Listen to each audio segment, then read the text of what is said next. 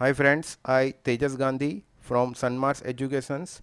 I welcome to all of you in our YouTube channel. Today we learn the voltage and current division rule. ये जो rules है ये voltage division and current division rule ये base है series और parallel circuit के ऊपर। जैसे हम सीरीज़ सर्किट में क्या करते हैं जैसे आप रेजिस्टर को सीरीज़ में कनेक्ट करते हैं तो रेजिस्टर को जब सीरीज़ में कनेक्ट करते हो तो दोनों रेजिस्टर का वोल्टेज डिफरेंट होता है, जबकि पैरेलल सर्किट में क्या होता है दोनों रेजिस्टर का करंट डिफरेंट होता है। तो हमें वहाँ पे क्या करना करना पड़ता है कि हर पैरामीटर्स कैलकुलेट करना पड़ता है। पर जबकि यहाँ पे हम क्या करेंगे वोल्टेज डिवीज़न रूल, जैसे हम सीरीज सर्किट में डायरेक्टली V1 और V2 फॉर्मूला डिराइव करेंगे और जो फॉर्मूला हम डिराइव करेंगे उस फॉर्मूला के अंदर डायरेक्टली वैल्यू सब्सटीट्यूट कर देंगे तो हमें डायरेक्ट V1 V2 वैल्यू मिल जाएगी। वैसे ही पैरेलल सर्किट में हम I1 और I2 की वैल्यू डिराइव करेंगे और उसी फॉर्मूला के अंदर हम डायरेक्टली वैल्यू सब्सटीट्यूट कर देंगे तो हम I1 और I2 की वैल्यू डायरेक्टली कैलकुलेट कर सकते हैं। So let's start this session voltage and current division rule. So first of all voltage division rule, जैसे हमने यहाँ पे दो रेजिस्टर को सीरीज में कनेक्ट किया है और उसको हमने कनेक्ट किया है एक वोल्टेज सोर्स ई के साथ और हमने यहाँ पे एक लूप अप्लाई की है करंट लूप। ठीक है, करंट के लिए एक लूप अप्लाई की है और यहाँ पे हमने नोट किया है there are some point A B C D और इस ए बी सी डी के अंदर हमने एक लूप अप्लाई की है। तो यहाँ पे हम क्या कर रहे हैं, the voltage division rule can be understood by considering the series circuit. तो ये रूल्स किसके लिए होता है, सीरीज सर्किट।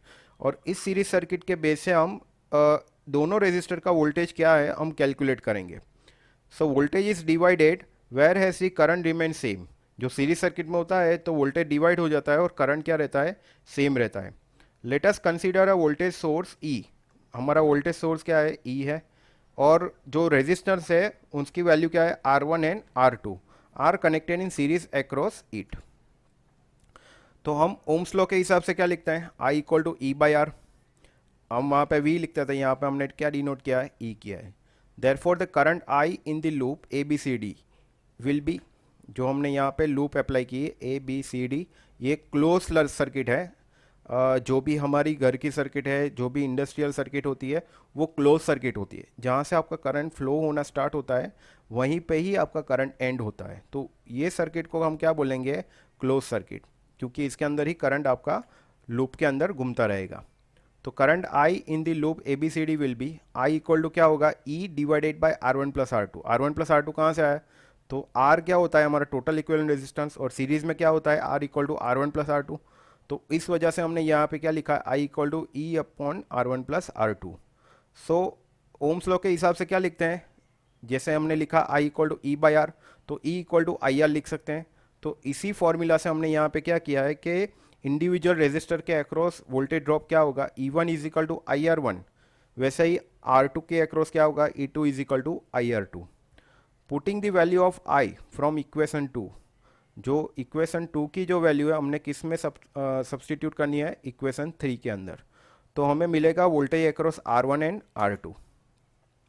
तो जैसे ही आपने यहाँ पे वैल्यू रख दी आई की, E upon R one plus R two, तो हमें क्या मिलेगा, ई को E one is equal to E R one upon R one plus R two, similarly E two. तो इस फॉर्मूला से हमें क्या मिला कि अगर हमारे पास वोल्टेज सोर्स की वैल्यू है, जैसे मान लो 100 वोल्ट है, R1 की वैल्यू नोन है, R2 की वैल्यू नोन है, तो हम डायरेक्टली E1 कैलकुलेट कर सकते हैं। इसमें करंट की कोई ज़रूरत नहीं है, डायरेक्टली हमें मिल सकता है कि वोल्टेज अक्रॉस R1 कितना है, वोल्टेज अक्रॉस R2 कितना है। तो ये फॉर्मूला से वोल्टेज डिवीज़न रूल से ये फ़ायदा होता है कि हम डायरेक्टली V1 और V2 कैलकुलेट कर सकते हैं। जबकि करंट डिवीज़न रूल में क्या है, जैसे हमने यहाँ पे दो रेजिस्टर पैरेलल में लगाए हैं, दोनों के अंदर इंडिविजुअल करंट फ्लो हो रहे हैं। जो टोटल करंट आई है तो R1 के अंदर कौन सा करंट फ्लो हो रहा है, I1, R2 के अंदर I2 और उसके एक्रॉस वोल्टेज क्या है, V। तो V आपका R1 R2 और टोटल वोल्टेज सेम रहेगा जैसे पैरेलल सर्किट में होता है।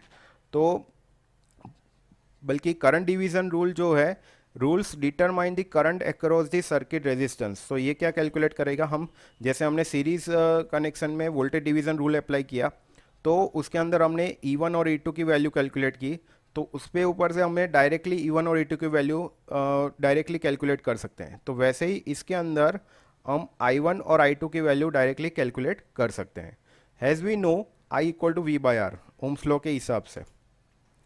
Then the equation of the current I one and I two is written as, क्यों हमने ऐसा लिखा I one is equal to V by R one and I two is equal to V by R two, क्योंकि voltage तो same है parallel में, resistance different है, तो करंट भी आपका क्या होगा, डिफरेंट होगा, क्योंकि दोनों पैरेलल में है। Let the total resistance of the circuit, total resistance क्या होता है, 1/R equal to 1/R1 plus 1/R2 ऐसा होता है। तो अगर हम उसको रीअरेंज करेंगे या तो फिर उसको डिराइव करेंगे, तो हमें दो रेजिस्टर के लिए ये फॉर्मूला भी मिल सकती है। तो इसी पैरेलल कनेक्शन से हमें दो रेजिस्टर का टोटल इक्विवेलेंट रेजिस्टेंस मिला। Now putting the value of R from equation 3, ये जो वैल्यू है हमने किस में सब्सटीट्यूट की, इक्वेशन 1 के अंदर, मतलब टोटल करंट की जो इक्वेशन है उसके अंदर सब्सटीट्यूट की। तो हमने यहाँ पे क्या किया, I equal to V into R one plus R two upon R one R two, ये इक्वेशन 4 हुई। But v is equal to I one R one equal to I two R two, क्यों ऐसा किया, क्योंकि यहाँ पे जो है v is equal to I one R one लिख सकते हैं, v is equal to I two R two लिख सकते हैं, तो यहाँ पे वोल्टेज सेम रहेगा। तो इस हिसाब से हमने इक्वेशन 5 कैलकुलेट की। Putting the value of v equal to I one R one from the equation 5 in equation 4, finally we get, तो ये जो वैल्यू है v equal to I one R one, ये हम किस में सब्सटीट्यूट करेंगे, इक्वेशन 4 के अंदर। तो हमें क्या मिलेगा, i इज इक्वल टू, यहाँ पे क्या किया हमने, v की जगह I one R one substitute कर दिया, और बाकी की जो वैल्यू है, बाकी की जो वैल्यू है वो सेम रहेगी। ठीक है, तो यहाँ पे क्या कट हो जाएगा, आर वन कट हो जाएगा, तो क्या मिलेगा, i is equal to I one upon R two into R one plus R two, जबकि v is equal to I two R two substitute करोगे तो हमें क्या मिलेगा, करंट की इक्वेशन में ही सब्सटीट्यूट करनी है, तो i is equal to I two R one plus R two upon R one R two, तो यहाँ पे आर टू कट हो जाएगा, तो i इज इक्वल टू क्या मिलेगा, I two upon R one into R one plus R two. तो equation 6 और 7 को हम अगर अरेंज करेंगे फिर से, जैसे यहाँ पे हमने टोटल करंट की इक्वेशंस कैलकुलेट की, अगर हम इंडिविजुअल करंट जानना चाहे तो क्या करेंगे, तो हमने क्या किया, उसको फिर से हमने उसको रीअरेंज किया, तो आई वन इक्वल टू क्या होगा, I into R two upon R one plus R two, I two is equal to I into R one plus R two. तो आप यहाँ पे देख सकते हो कि जिस ब्रांच का करंट है, जैसे आर वन रेजिस्टेंस के ब्रांच का करंट आई वन है, तो यहाँ पे उसका ऑपोजिट रेजिस्टेंस आता है, जबकि यहाँ पे आई टू है तो उसका ऑपोजिट रेजिस्टेंस आएगा। क्यों आएगा, क्योंकि आई इक्वल टू क्या होता है, वी बाई आर होता है, और ये इन्वर्सली प्रोपोर्शनल होते हैं एक दूसरे के, इस वजह से ये ऑपोजिट रेजिस्टेंस आता है यहाँ पे। तो ये parallel circuit rules mainly directly आप यहाँ पे कैलकुलेट कर सकते हो आई वन और आई टू की वैल्यू, जबकि आपके पास अगर आर वन आर टू और आई की वैल्यू नोन है तो हम डायरेक्टली कैलकुलेट कर सकते हैं। So I think all of you understood this theory. Thank you for watching my video. Subscribe to the channel. Next time we discuss on the effect of temperature on resistance. Thank you.